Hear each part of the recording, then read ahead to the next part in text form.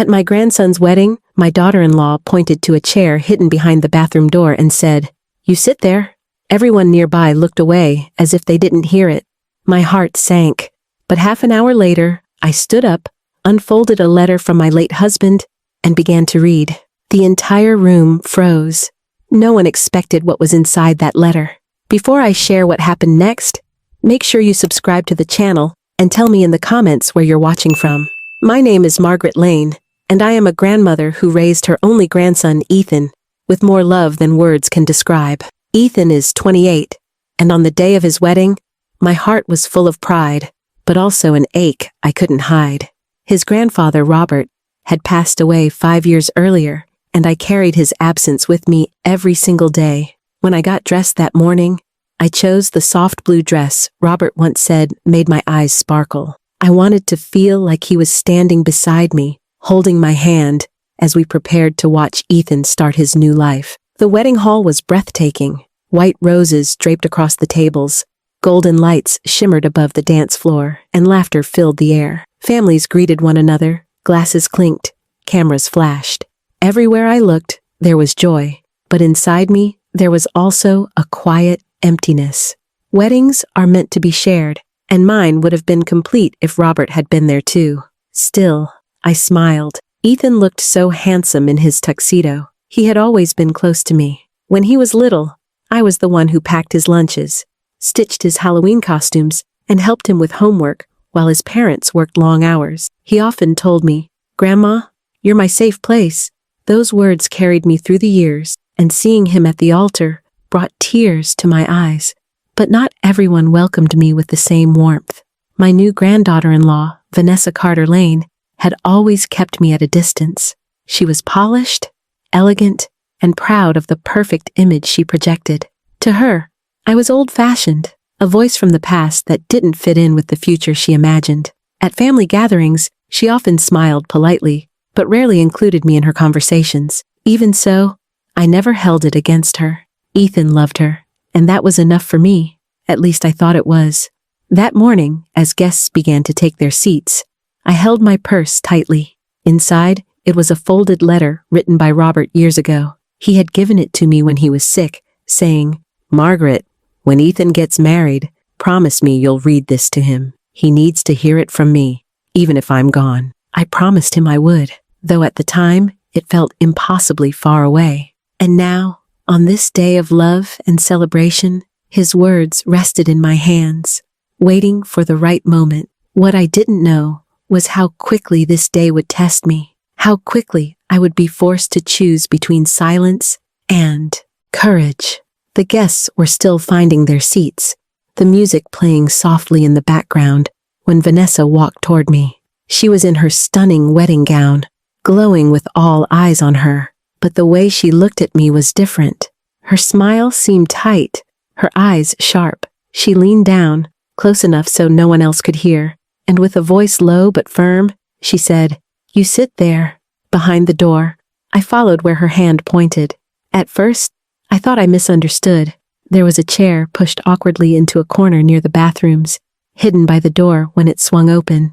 It wasn't just out of the way, it was humiliating. A seat meant to hide me. My chest tightened as I looked back at her, waiting for her to laugh or tell me it was a mistake. But there was no kindness in her eyes. She simply adjusted her veil and whispered, "It's better for everyone this way." I froze. The words stung more than I could have ever imagined. For a moment, I didn't know if I should sit, protest, or walk out of the hall entirely. All around me, the chatter of the crowd carried on. Glasses clinked, heels tapped across the floor, and laughter bubbled in the distance. But in that moment, I felt as if the world had gone silent. A few guests saw. I caught the quick flicker of their eyes before they turned away, pretending not to notice. One woman shifted uncomfortably in her chair. A man cleared his throat and looked at his phone. Not one person stepped forward. They all saw what happened, yet they chose to act as if it hadn't. That, in many ways, hurt just as much as Vanessa's command. My face grew hot. My hands trembled. I thought about Ethan, my sweet boy, standing at the altar, waiting for the love of his life. He was glowing with happiness. This was his special day, and I didn't want to be the reason a shadow crossed his joy. So I nodded weakly, whispered, "All right," and made my way to that little chair. The walk there felt endless. Every step echoed with shame. When I sat down, the bathroom door creaked open and shut just inches from my shoulder. I could smell the faint odor of cleaning products. It wasn't a place for a guest of honor, not for the grandmother who had rocked the groom to sleep in her arms. It was a place you'd put someone you wanted to forget. I tried to steady my breathing. I told myself it didn't matter. I was here for Ethan, not for myself. But as the ceremony began, and I watched from the shadows, I felt invisible. When the officiant spoke about love, patience, and respect, my eyes welled up. Respect. That was the one thing I wasn't given that morning. In my lap, my hands rested on my small black purse. Inside, the letter from Robert seemed to burn with importance. I remembered the night he wrote it, his frail hands gripping the pen, his voice soft but steady. He had said, "Margaret, one day our Ethan will stand in front of the world and promise his heart to someone. I want him to hear from me what love truly means." His words had carried weight then, but now, sitting behind the bathroom door, they felt like a lifeline. Part of me wanted to slip out quietly. I imagined leaving the hall, finding a taxi, and going home where no one could see my tears. But another part of me, the stronger part, whispered that Robert's letter wasn't meant to sit unread. It was written for this exact day, for Ethan, for this very moment in his life. I sat there torn. If I stayed silent, Vanessa would have succeeded in erasing me. If I spoke, I risked creating a scene. My heart pounded as I watched my grandson exchange vows, his voice trembling with love. He had no idea his grandmother was hidden away, treated like an unwanted guest. He had no idea that his grandfather's voice, written on paper years ago, was resting just inches from my hand. The laughter and applause rose as the ceremony ended, and the reception began. Music filled the room, plates of food were served, and everyone clapped and cheered for the newlyweds.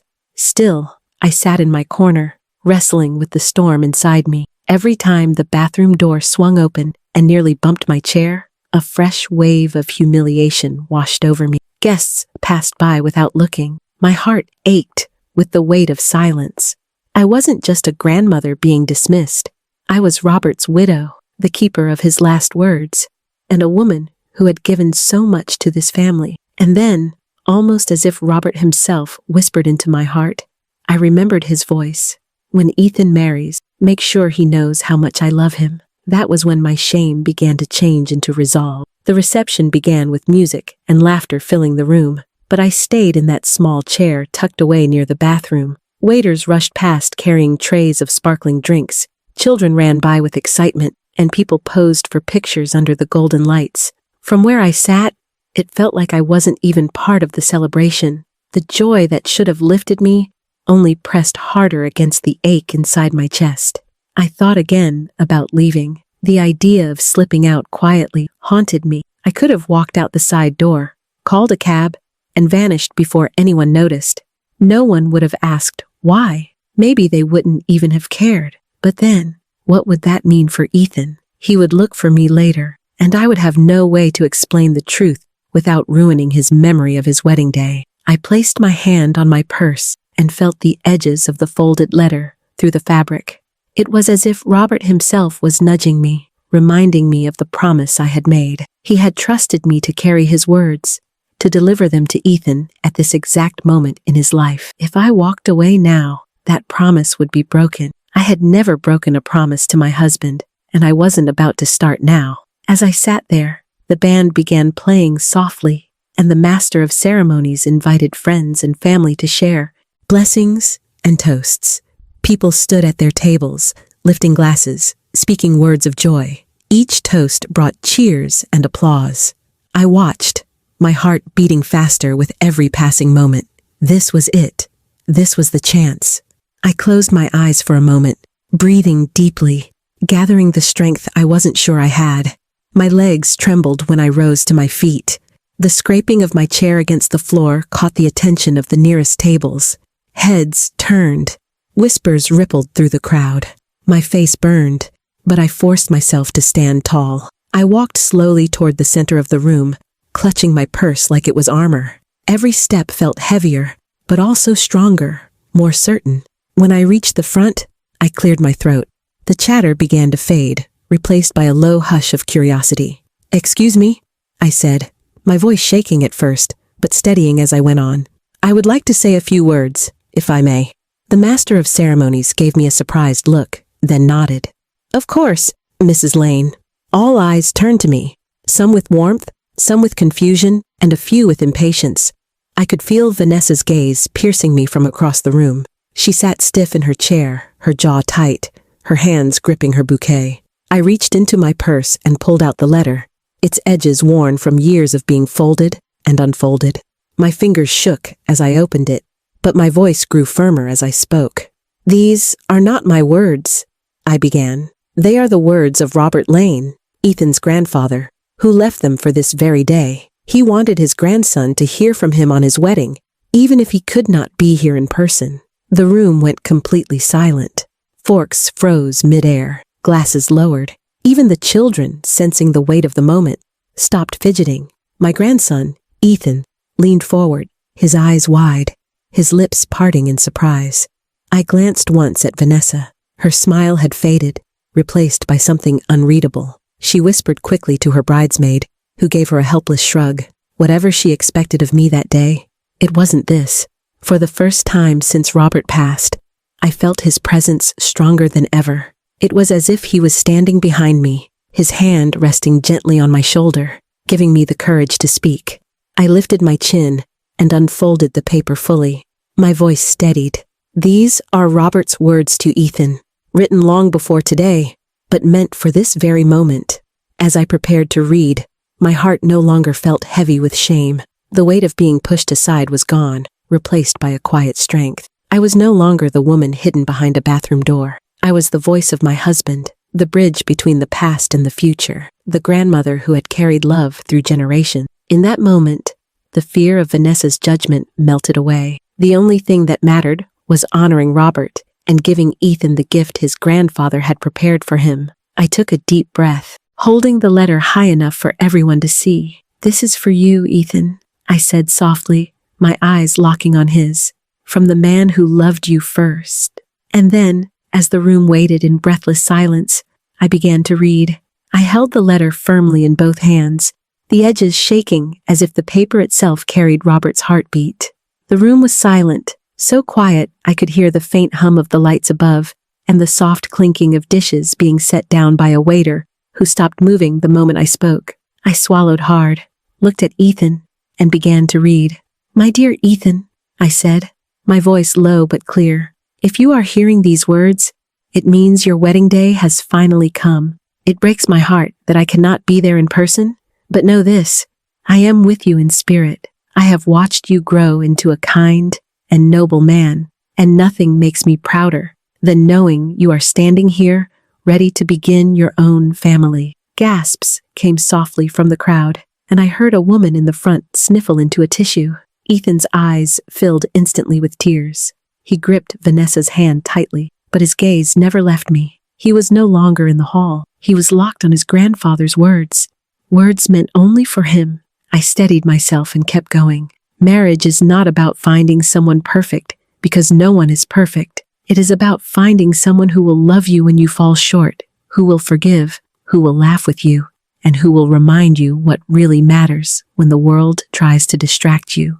Ethan, you will face storms, but if you choose love and humility every time, you will never lose your way. My voice trembled, but I forced the words out clearly. I knew these were the very lessons Robert lived by, the same lessons he had passed down to Ethan when he was a boy, teaching him how to fish, guiding him through school struggles, reminding him always to be gentle but strong. Across the room, shoulders shook. People who only minutes before were sipping champagne now wiped their eyes. Even the groomsmen shifted uncomfortably, their usual confidence softened by the weight of Robert's words. I took a breath and continued, my throat tightening. "On this day, remember that your family stands with you, even those who are no longer here. Your grandmother has been my rock, and she will be yours too." Treat her with the respect she deserves, for she carries the best parts of me inside her heart." At that line, my composure cracked, tears streamed down my face, and I heard a murmur ripple through the hall. Ethan stood from his chair and moved a step closer, his eyes never leaving mine, as if Robert himself was speaking through me. Vanessa sat stiffly beside him. Her painted smile had vanished. She looked down at her lap, her hands twisting the bouquet so tightly petals began to fall. She hadn't expected this. She hadn't expected me to stand in the center of the room and remind her, and everyone else, that I wasn't just an old woman sitting behind a door. I was the living memory of Robert Lane, the voice of a man who could still command a room even from the grave. I pressed on, reading the final part of the letter. "Ethan, my grandson, my pride, my joy, never forget that love is the greatest legacy a man can leave. On this day, I give you my blessing. Be a good husband, be a kind man, and know that even though I am gone, I will always be watching over you." My voice cracked on the last words. I folded the letter slowly, pressing it against my chest. The room was so silent, it felt like the entire world had paused to listen. Then, Ethan broke the silence. He rushed forward, wrapping his arms around me, holding me with a strength that nearly knocked me off my feet. His voice shook as he whispered, "Thank you, Grandma. Thank you for keeping him with us today." Tears flowed freely down my face, and I clung to him. The applause that rose next was not polite or forced. It was thunderous, raw, full of emotion. Guests stood to their feet, clapping, crying, some even hugging one another. Robert's presence filled the hall, and for the first time all evening, I felt not hidden, but seen. Even those who had looked away earlier, when Vanessa pushed me aside, now looked at me with respect. They saw me as more than the old woman behind the bathroom door. They saw me as a wife who had honored her husband's words, as a grandmother who had kept a promise, as a woman who had stood tall, even when humiliated. Vanessa's face was pale. She tried to smile, but it faltered. She leaned toward Ethan, but he shook his head slightly, still holding on to me. In that moment, she realized that no amount of control, no amount of polished perfection could erase Robert's love or my place in Ethan's life. I placed the folded letter in Ethan's hand. "Keep this," I told him softly. "It belongs to you now." He nodded, clutching it like it was the most precious gift he had ever been given. And just like that, the room shifted. The shame I had carried earlier dissolved. The humiliation of being pushed aside vanished. In its place was honor, love, and the undeniable truth that Robert's voice still mattered, that my presence still mattered. I returned to my seat, but not behind the bathroom door. Ethan guided me to the front table, placing me right beside him. Guests nodded, smiled, and some even touched my arm as I passed, as if to say, "We see you now." For the first time all evening, I no longer felt invisible. I felt like Robert and I had both been invited back into the heart of our grandson's wedding. As I sat at the front table beside Ethan, the noise of celebration slowly returned. But it was different now. The air felt charred, lighter, almost sacred. Guests spoke to each other in hushed voices, glancing at me with a kind of respect I hadn't felt in years. Some nodded in my direction, as though they were silently apologizing for looking away earlier. I wasn't invisible anymore. Ethan didn't let go of my hand. Every so often he would look at me, his eyes glistening, and whisper, "I can't believe you kept that letter all these years." I smiled through my tears. "Your grandfather trusted me," I told him, and I promised him I would keep his word safe until this day. The wedding carried on, dancing, laughter, the clinking of glasses. But for me, time felt slower. Everywhere I looked, I saw little reminders of Robert. The golden lights reminded me of the porch lantern he used to fix every summer. The way Ethan carried himself reminded me of the quiet dignity Robert lived with every day. It was as though Robert had been invited back into the room, and for the first time since his passing, I didn't feel the heavy absence of him. I felt his presence instead. Guests began approaching me during the reception. A young woman I barely knew placed her hand on mine and whispered, "That letter was the most beautiful thing I've ever heard." A man I hadn't spoken to in years told me, "I wish my father had left me something like that." People thanked me as though I had given them a gift, but I knew the gift had been Robert's all along. I had only carried it until the right time. Even children, sensing something had shifted, came to hug me. One little girl asked, "Was that your husband's real voice?" I laughed gently and said, "Yes, sweetheart." That was his real heart speaking, but not every face glowed with joy. Across the room, Vanessa smiled for photographs and danced with her friends, but I noticed the tightness in her jaw, the way her eyes flickered away from me whenever they met mine. She didn't speak to me that night. She didn't have to. Her silence told me everything. She hadn't expected me to have such strength, hadn't expected Robert's letter to change the way people saw me. For the first time, she wasn't in control of the narrative, and yet, I felt no anger toward her. Pity maybe, but not anger. I understood that sometimes people act out of insecurity, out of fear of not being enough. I knew she loved Ethan in her own way, but she hadn't yet learned that love expands when you let others in. It doesn't shrink. Maybe one day she would. Maybe that letter had reached her heart too, even if she wouldn't admit it. As the night wore on, Ethan made a point to include me in everything. He asked me to join the family photos, to stand near him during the cake cutting, to share the dance floor for a few minutes. When the photographer raised the camera and snapped a picture of me holding Ethan's hand, I felt something heal inside me. This was where I belonged, not hidden away, not silenced, but standing beside the family I had poured my life into. Later, when the night was winding down and guests began leaving, Ethan pulled me aside. He held the folded letter close to his chest and said, "Grandma, I'll treasure this for the rest of my life. You gave me the best wedding gift anyone could have given." I hugged him tightly, my tears soaking his shoulder. "No," I whispered. "Your grandfather gave you this. I only delivered it." On the ride home, I looked out the window at the stars. I imagined Robert sitting beside me, smiling that soft smile he always had when he was proud. I whispered into the night, "I kept my promise, Robert. He heard you today. He felt you with him." In my heart, I knew he had heard me too. What I learned that day will never leave me. Sometimes we are pushed aside, treated as though we no longer matter. But dignity isn't given to us by others. It's carried within us. Respect can be taken for a moment, but if we stand tall, it always finds its way back. I walked into that hall feeling like a shadow, and I walked out reminded that love, real love, cannot be silenced. For Ethan, the letter will be a guiding light in his marriage. For me, it was a reminder that I am stronger than humiliation, stronger than disrespect. My husband's words gave me courage, but my choice to stand up and speak gave me back my place. If you take one thing from my story, let it be this.